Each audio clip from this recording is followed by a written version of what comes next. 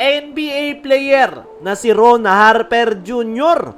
open na maglaro sa Gilas, Pilipinas. Ang mga players na expected na mati-trade, meron ba sa Barangay Ginebra? As of now nga mga chong, patuloy yung adjustment na ginagawa ng mga kupunan kung saan ongoing yung mga trade talks, nag-uusap-usap yung mga kupunan para sa kanilang adjustment na gagawin. At ito nga yung mga players na malaki yung posibilidad na mati-trade. Unang-una ay from Magnolia Hotshots ay itong si Ian Sanggalang. Mismong si Snow Badwa yung nagsasabi netong mga nakaraan ay target ng Magnolia Hotshots ay makakuha ng mga mas batang players dahil nakafocus na daw si Coach Tim Cone sa magiging future ng kanyang kupunan. Kaya naman, unti-unti na raw dinidispatcha ni L.A. Tenorio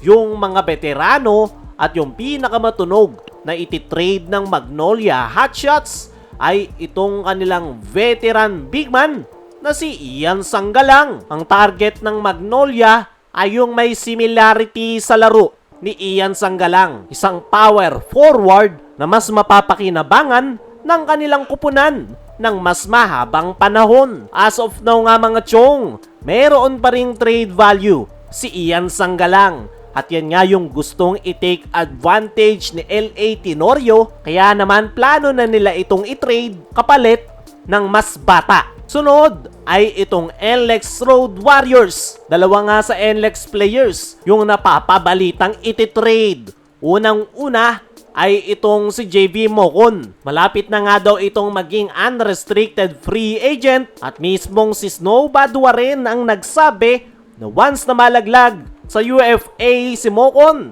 ay nakaabang ang Magnolia Hotshots at Barangay Ginebra. Pero yan yung iniiwasan ng NLEX at minamadali na nilang i-trade si Mocon papunta sa kanilang sister team. Dahil kung mawawala nga sa kanila si Mocon, ay mas gugustuhin na nila na mapunta ito sa isa sa sister team ng NLEX kaysa sa mapunta sa karibal nilang kumpanya na San Miguel Corporation. Isa pa sa player ng NLEX na napapabalitang ititrade na ay si Enoch Valdez. At base sa clue ni Snow Badwa sa kanyang programa na Slow Limits, ay yung clue na kanyang binabanggit na engot ay very obvious na si Enoch Valdez. Hindi dahil sa engot kundi magkatunog.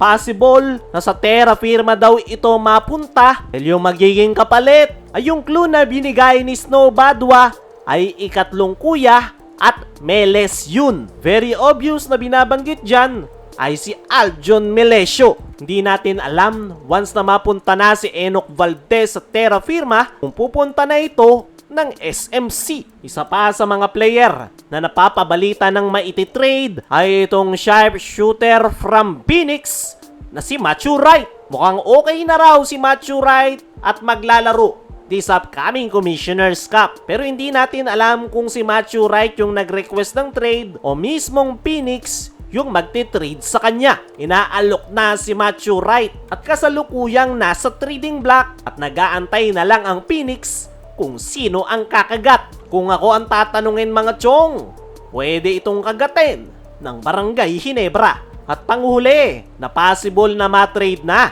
ay itong si Richie Rivero. Maraming kupunan ang nagkaka-interes kay Richie dahil yan sa kanyang ipinapakitang magandang performance sa Phoenix. May ilang mga teams nga raw ang nanliligaw para sa nasabing player, pero ang tanong ay kung bibigay ba ang Phoenix Fuel Masters sa mga kupunan once na mag-offer ng mabigat na trade deals. Samantala, NBA player na si Ron Harper Jr. open na maglaro sa Gilas, Pilipinas. Ito ngang si Boston Celtic guard na si Ron Harper Jr. ay natanong patungkol kung open siya na maglaro para sa ating national team. At ang kanyang naging sagot ay kung may opportunity nga raw na lalapit sa kanya at perfect yung magiging timing, ay open na open nga raw itong si Ron Harper Jr. na maglaro para sa Gilas, Pilipinas ni Coach Tim Cone. Ang kaso nga lang, hindi ito makapaglalaro as a local sa ating national team. Dahil after 18 na niya nakuha yung kanyang Philippine passport. Kaya naman para makapaglaro siya sa Gilas ay makaklasify siya as a naturalized player. Para sa akin mga chong ay pwede itong si Ron Harper Jr. para sa Gilas Pilipinas para pumalit kay Justin Brownlee. Pero hindi yan magiging madali dahil katakot-takot na problema yung kakaharapin dyan ng Gilas. Una ay yung NBA schedule dahil panigurado na hindi ito makapaglalaro sa Gilas once na ongoing pa ang NBA. At yan nga yung malaking problema at kilala naman natin si Coach Tim, ayaw niyan ng papalit-palit. Kaya mga chong, ano ang masasabi nyo? Okay ba si Ron Harper na maging susunod na naturalized player ng Gilas? Ano rin yung masasabi nyo sa mga players na possible ng matrade? I-comment mo lang dyan sa ibaba.